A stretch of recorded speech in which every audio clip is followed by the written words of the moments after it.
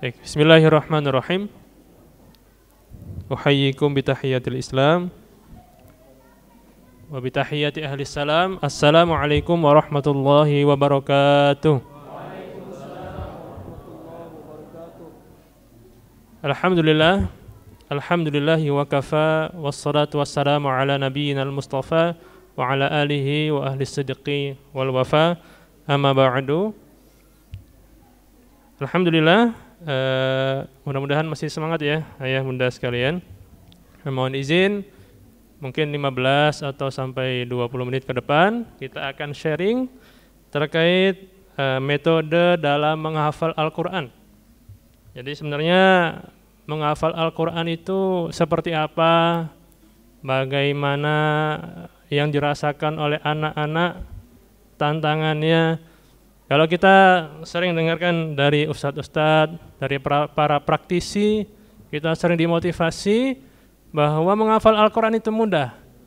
Dan kita sering dibacakan satu ayat, walaqad yassarna al-Qur'ana lidzikri fahal mim muddakir. Bahwa Allah memberikan jaminan langsung melalui firman-Nya, diabadikan di dalam Al-Quran terkait kemudahan dalam menghafal Al-Quran. Gitu ya. Ini satu motivasi yang tidak bisa ditolak lagi, harus kita sambut dengan penuh lapang dada, dengan semangat ya untuk keluarga kita terkhususnya. Tadi ya kita sudah membahas tentang melahirkan generasi pecinta Quran langsung dari praktisinya yang sudah berhasil membersamai putra-putrinya 10 anak menjadi hafidh-hafidhah. Ya. Jadi beliau juga tadi menyampaikan bahwa inti dari menghafal Al-Quran itu adalah mengulang, repetisi. Ya mengulang aja, membaca, diulang lagi, maka otak manusia yang canggih itu akan dengan sendirinya merekam dalam pikirannya, meletakkan, disimpan di dokumen yang sangat rapi gitu ya. Nah memang menghafal Al-Quran mudah. Yang susah itu apanya Ustaz? Yang susah itu istiqomahnya. Istiqomahnya, yang berat itu sabarnya, yang tantangan itu melawan rasa malasnya, yang sulit itu apa? Menghindari distraksi. Ya, dengan kata lain berarti orang yang sukses menghafal Al-Quran adalah orang yang punya niat yang luar biasa, orang yang punya semangat yang tinggi, orang yang punya kesabaran yang besar, orang yang punya visi dan lain-lain itu ya. Jadi tantangan dalam menghafal Al-Quran yang sesungguhnya itu, siap tidak kita menghafal Al-Quran itu dengan niat yang ikhlas, dengan membawa sabar ya, dengan hati yang teguh, siap dengan berbagai macam konsekuensinya, istiqomahnya. Ya itulah. Makanya kemuliaan penghafal Al-Quran terletaknya bukan hanya sekedar dia duduk bersama Al-Quran, tetapi niat yang besar, amalan-amalan di luar itu banyak sekali. Amalan dalam menjaga diri, amalan dalam menguatkan hubungannya dengan Allah, ya menjaga hubungannya dengan sesama manusia. Dan di situ letak keutamaan, kemuliaan ya para penghafal Al-Quran itu. Nah, alhamdulillah tadi kita dicerahkan ya, dimotivasi luar biasa oleh ustazah kita, Ustazah Ningsi ya terkait bagaimana kita bisa membersamai anak-anak kita di rumah yang menjadi hafiz-hafidhah. Ya beliau ternyata enggak mengandalkan sekedar mengantarkan putra-putrinya ke pondok gitu ya, atau di tempat Al-Quran ditemukan dengan ustadz yang bisa mendampingi Quran. Tapi beliau sendiri bersama suaminya memprogram khusus bagaimana anak-anaknya terpelihara bersama Al-Quran. Nah, jadi saya yakin bahwa ayah bunda sekalian sebelum pada akhirnya menentukan pilihannya untuk mengantarkan putra-putri Ananda tercinta ke sekolah, pasti sebelumnya entah itu membaca atau mendengar atau termotivasi, salah satu program kita itu adalah menghafal Al-Quran. Ya, ini bisa kita artikan ini potensi yang besar, bisa kita akhirkan beban yang besar, ya tergantung kita. Ya, tapi dari ayat Al-Quran, dari hadis, dari keutamaan yang luar biasa, ya mudah-mudahan itu menjadi motivasi tersendiri buat kita. Tadi juga sudah disampaikan oleh Ustaz Daningsi berbagai macam keutamaannya, ya berbagai macam keutamaan kita sebagai orang tua, itu mudah-mudahan seluruhnya menjadi motivasi kita, bekal, ya kita bawa itu untuk keluarga kita, oleh-oleh yang berharga di JKK ke-8 kali ini. Nah, karena demikian, ya maka peran ayah, peran bunda terhadap keberhasilan anak Anda di sekolah itu besar sekali. Ya kalau kata guru ya kita dulu bilang begini, apapun sekolahnya, ya yang penting itu orang tuanya. Dimanapun sekolahnya, yang terpenting adalah orang tuanya. Pendidikan yang sukses melahirkan para penghafal Al-Quran, para pecinta Al-Quran adalah orang tua yang mencintai Al-Quran. Pendidikan yang akan pasti berhasil, ya. Pasti dalam arti di luar dari faktor yang lain, ya. Pendidikan yang berhasil melahirkan putra-putri yang soleh, rajin membaca Quran, ya keluarga ayah bunda yang memiliki semangat yang tinggi dalam mendidik Al-Quran.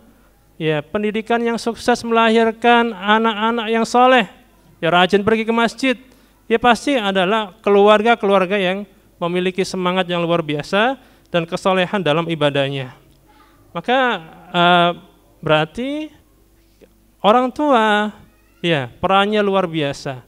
Orang tua itu adalah pondasi utama, madrasatul ula bagi anak-anak.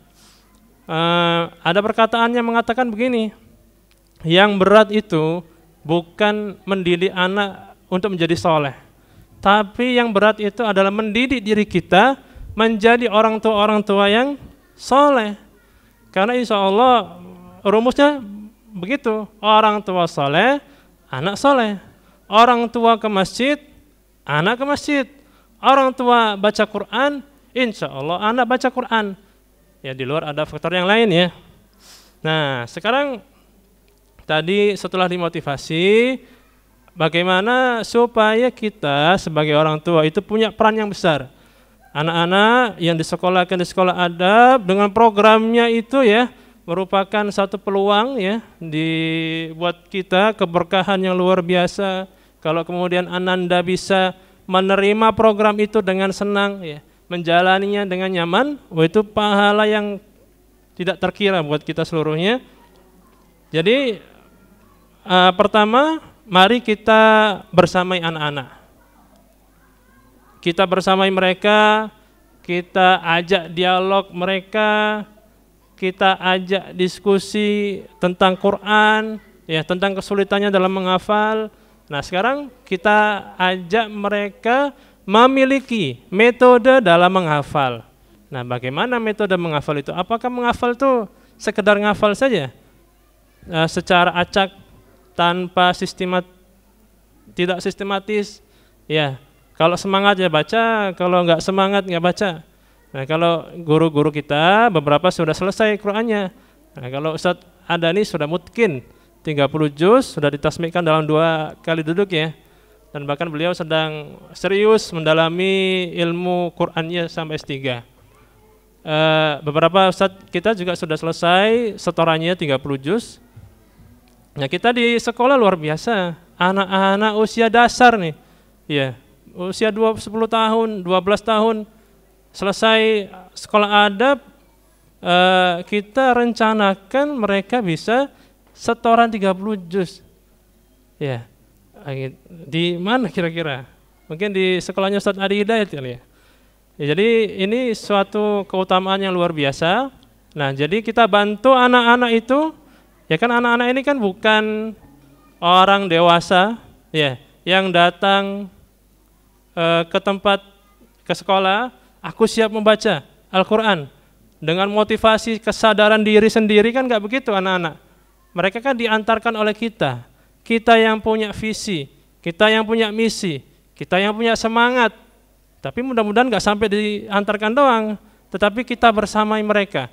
Ketika pulang sekolah ditanya gimana kesulitannya, bagaimana menghafalnya, kita bantu menemukan cara menghafal bagi mereka.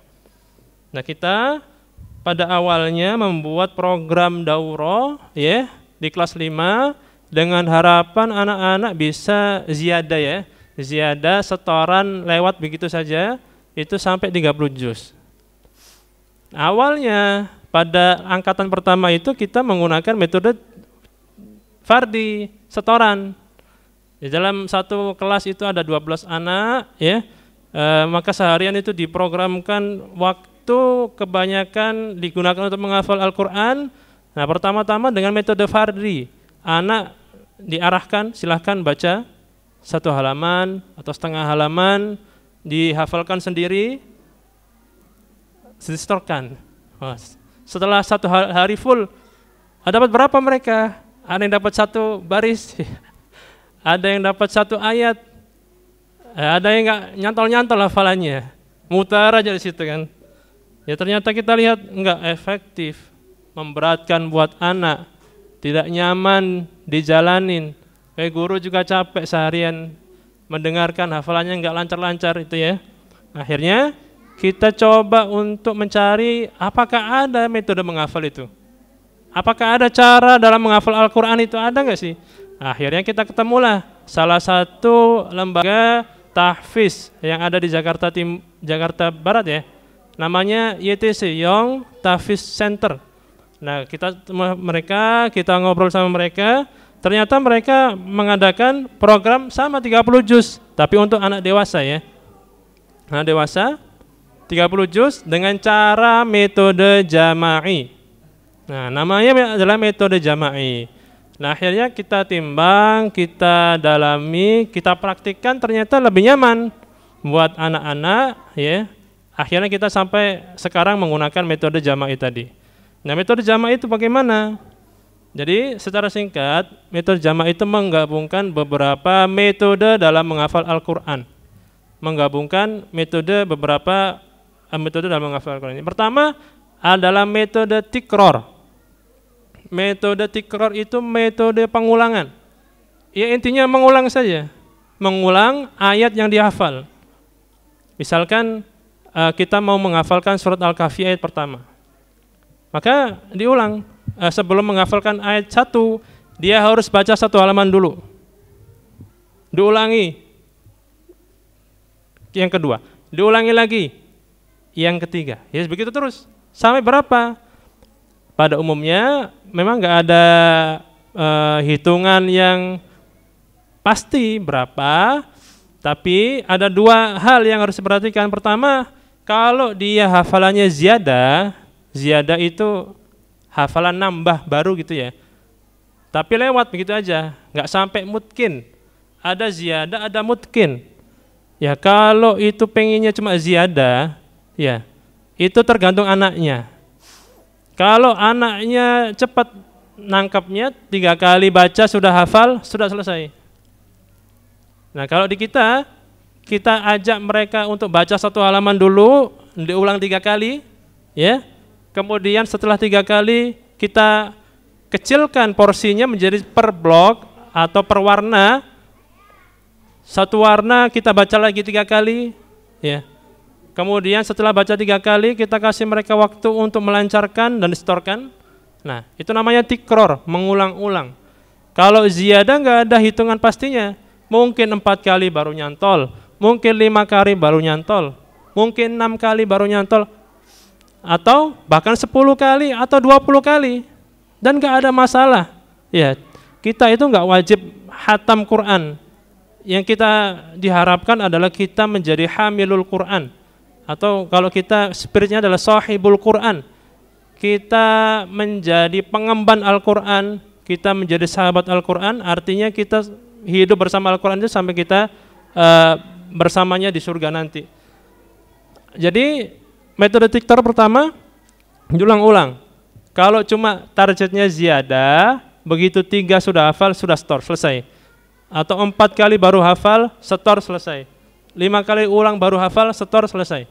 Tapi kalau itu pengennya mutkin, itu nggak boleh ditawar, harus 10 kali.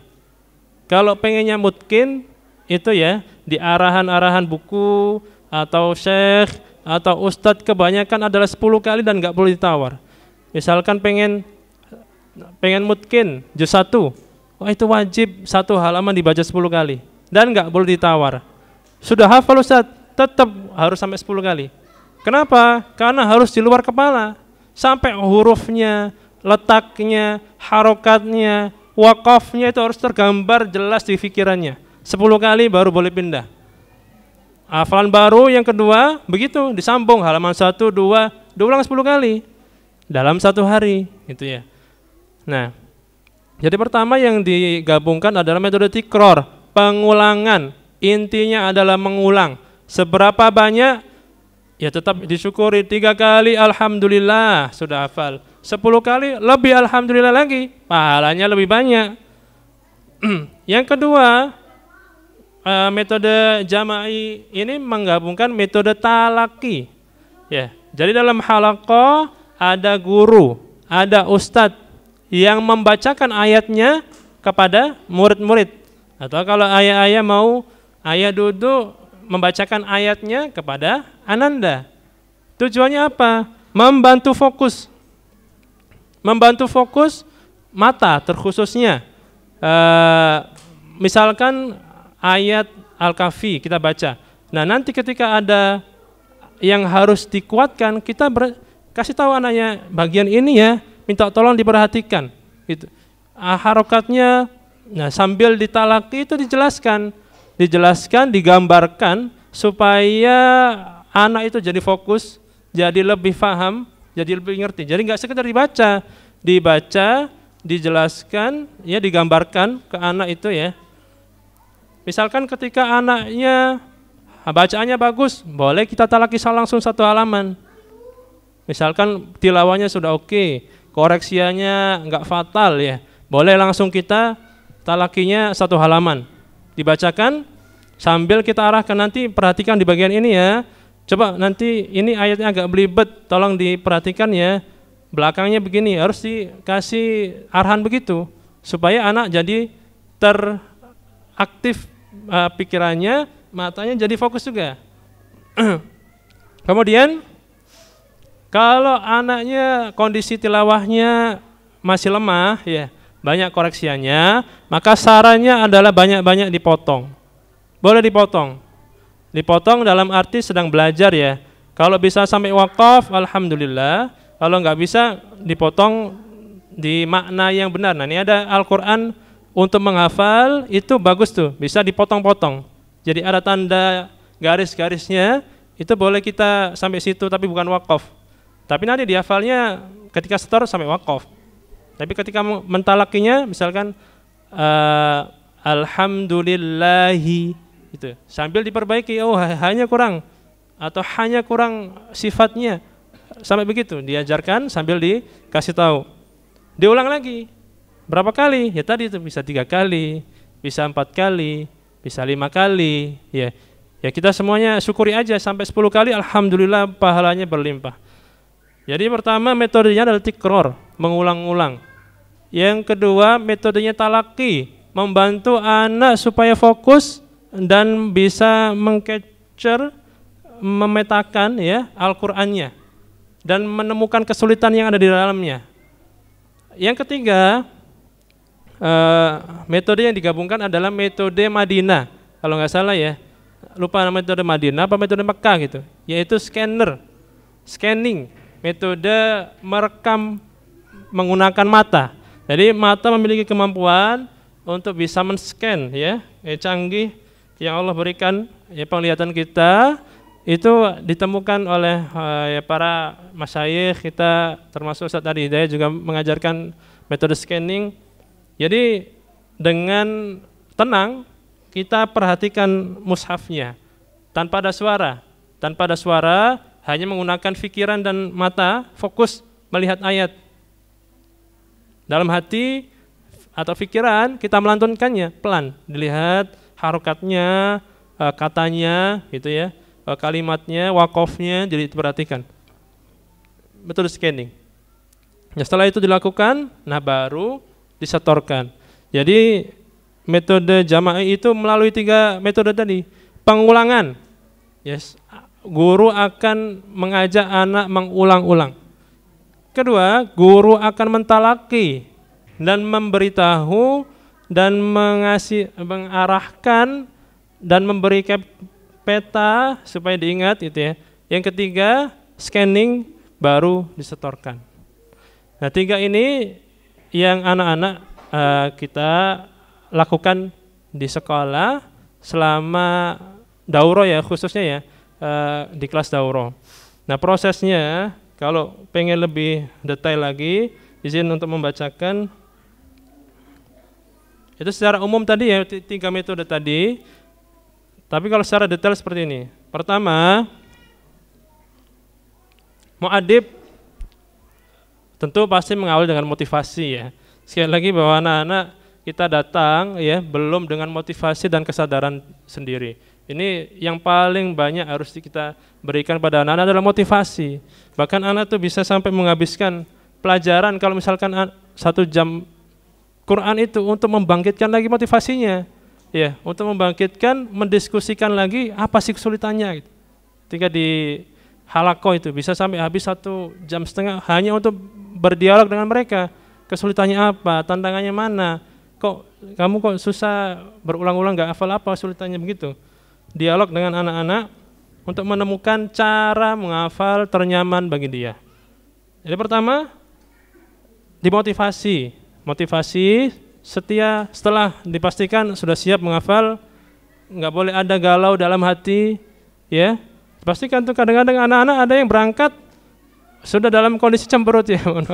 Apa karena terlambat bangun, dia didorong-dorong sama orang tuanya, atau ada sesuatu hal yang membuat dia jadi bete dan lain sebagainya, atau masalah di sekolah sendiri juga mungkin. Itu harus diselesaikan.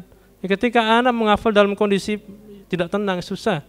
Ya, dalam praktiknya kita kesulitan mendampingi anak-anak yang dalam hatinya masih nggak tenang, masih banyak gundang gulana gitu. Minimal kita ajak mereka untuk wudhu. Kalau anak arahkan setelah kita diskusi, ada penyelesaian masalah wudhu. Setelah wudhu, ya bertawakal sama Allah, mudah-mudahan diberikan kemudahan. Gitu. Jadi yang pertama motivasi. Yang kedua, mu'adib yang akan membacakan. Nah ini mentalaki berarti metode pertama talaki, membacakan. Membacakan kalau arahan dari yang tahfiz itu 1 halaman. Tapi anak membacanya kenapa 1 halaman? Karena murid-murid di sana pertama dewasa, yang kedua anak dengar bacaannya sudah oke. Yang ketiga mereka ke sana itu dengan kesadaran diri pengen menghafal Quran. Sementara ketiga-tiganya ya ada di beberapa anak, ada yang belum gitu ya. Jadi ini akan kita yang menentukan apakah 1 halaman bisa. Kalau anaknya bisa, boleh 1 halaman kita bacakan. Kalau nggak bisa, tadi itu dipotong-potong, potong ayat atau potong waqaf atau potong kalimat atau potong kata. Ya tergantung anaknya seperti apa. Nah di situ sambil kita jelaskan bahwa oh ini dengung, oh panjangnya ini 5-6, oh harokatnya begini.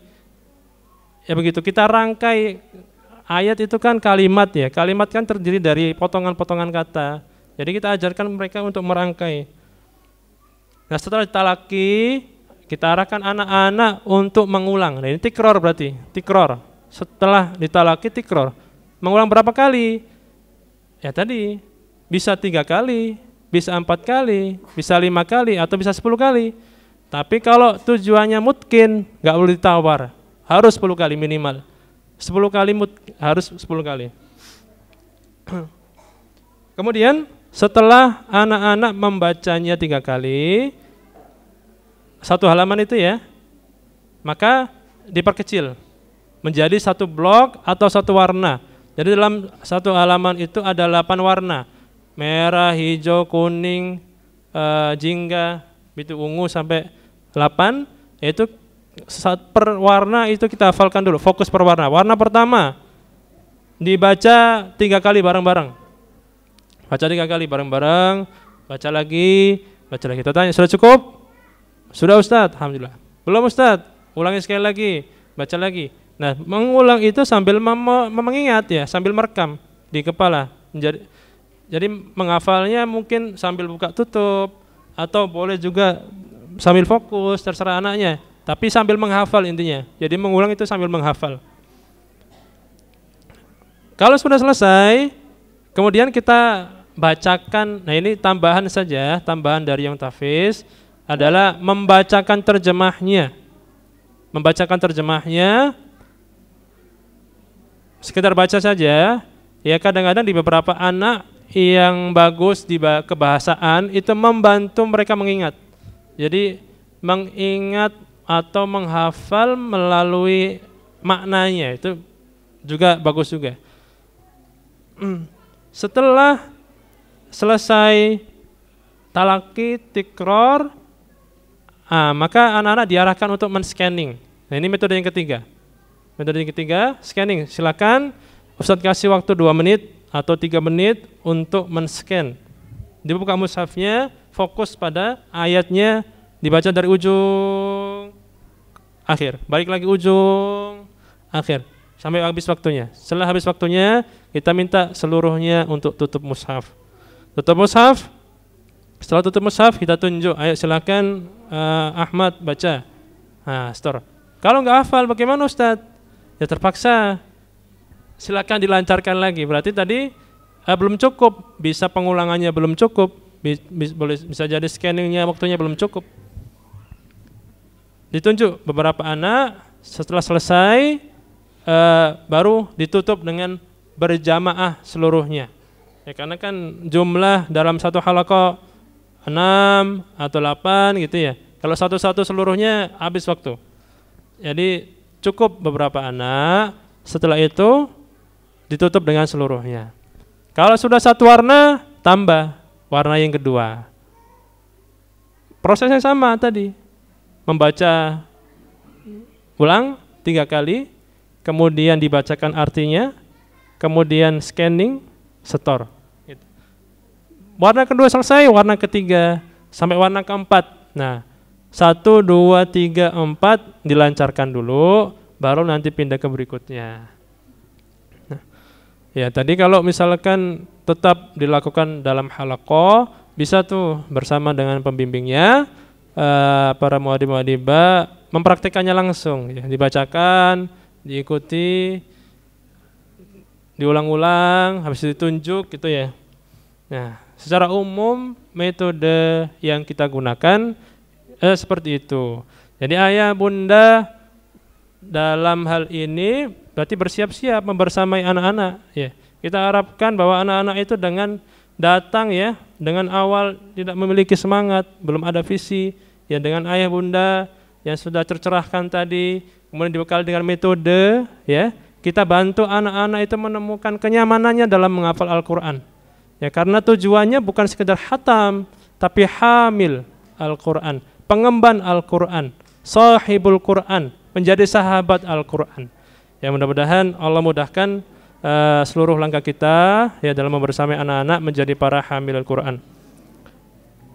Mungkin begitu sharing singkat dari saya. Kalau ada yang mau disampaikan atau ditanyakan atau langsung saja dari MC ingin beralih ke acara, dipersilahkan. Baik, jazakallah Ustaz Adib. Ini sebenarnya sudah waktunya untuk beralih ke sesi berikutnya ya. Tapi saya sarankan langsung praktek dulu Ustaz. Silakan dipraktekkan dulu ya.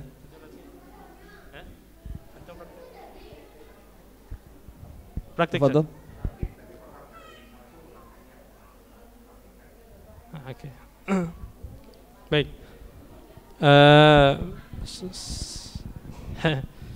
Coba berarti harus ada mushaf nih.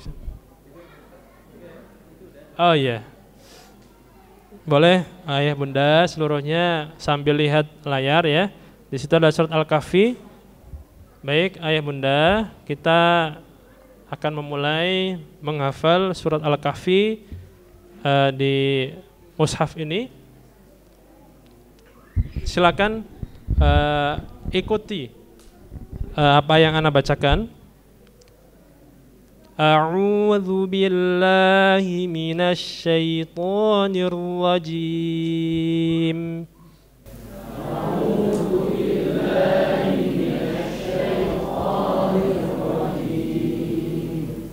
Bismillahirrahmanirrahim.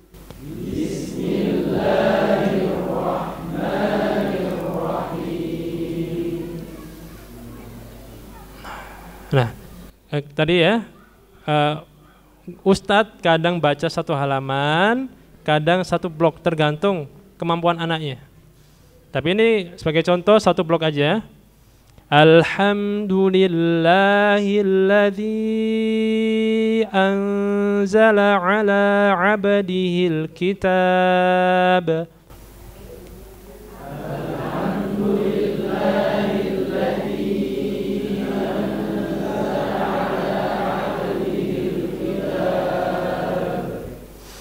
Alhamdulillahilladzi anzala ala abdihil kitab wa lam yaj'al lahu iwaja.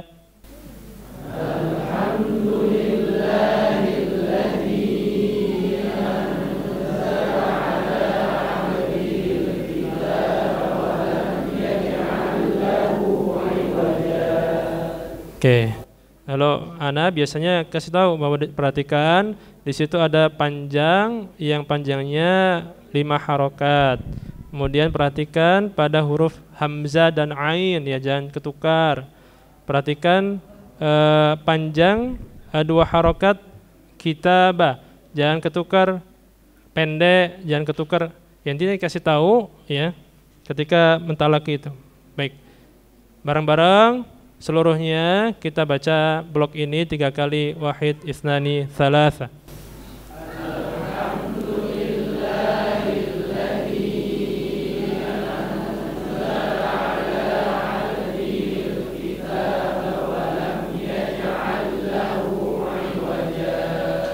Dua.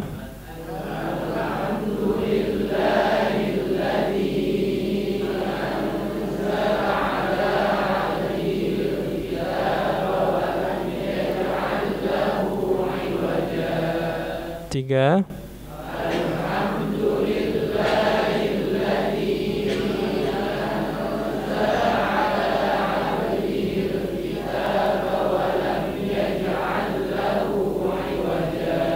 Oke, cukup? Atau masih tambah lagi? Nah, gitu ya. Kalau anak-anak sudah merasa cukup pasti bilang, cukup Ustadz. Atau, oh iya, ada yang masih belum Ustadz, tambah lagi Ustadz. Gitu ya. Nah, ini cukup ya. Kemudian nanti tambahan saja dari Ustadz akan membacakan artinya.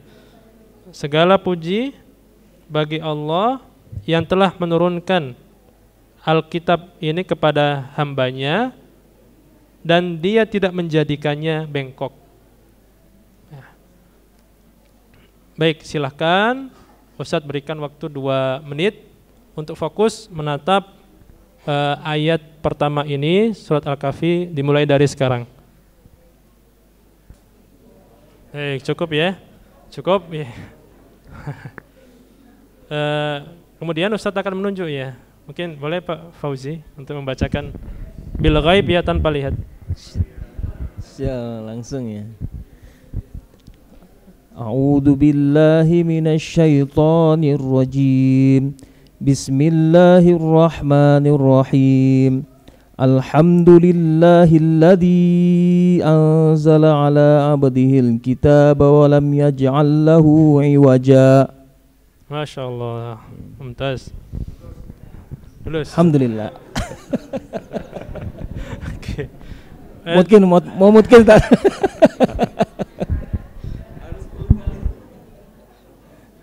Kemudian 1-2 orang ya. Setelah itu kita tutup bareng-bareng sekali lagi. Kita baca bil ghaib ya, tanpa melihat mushaf, wahid, isnani, thalatha. Alhamdulillahilladzi anzala ala abdihil kitaba wa lam yaj'al lahu iwaja. Ya, salah satu blok selesai, kita pindah ke blok berikutnya dan seterusnya. Begitu Ustaz, mungkin gimana Ustaz? Secara singkat begitu Ustaz. Tapi kalau dari awal kayaknya tadi yang kelewatan talaki satu halamannya. Dari kelewatan satu halaman itu, tapi menurut Ana satu halaman itu menyesuaikan dengan kondisi anak-anak kita. Jadi kalau kondisi tilawahnya bagus, satu halaman bisa langsung. Kalau masih perlu diperbaiki, mending fokus sambil perbaikan. Jadi satu blok gitu ya, sambil dibetulkan bacaannya. Baru masuk ke yang tadi kita praktekkan. Baik begitu, kiranya ya Bunda, jazakumullah khairan atas perhatiannya dan partisipasinya. Mudah-mudahan Allah mudahkan kita dalam membersamai anak-anak. Saya kembalikan kepada MC. Baik.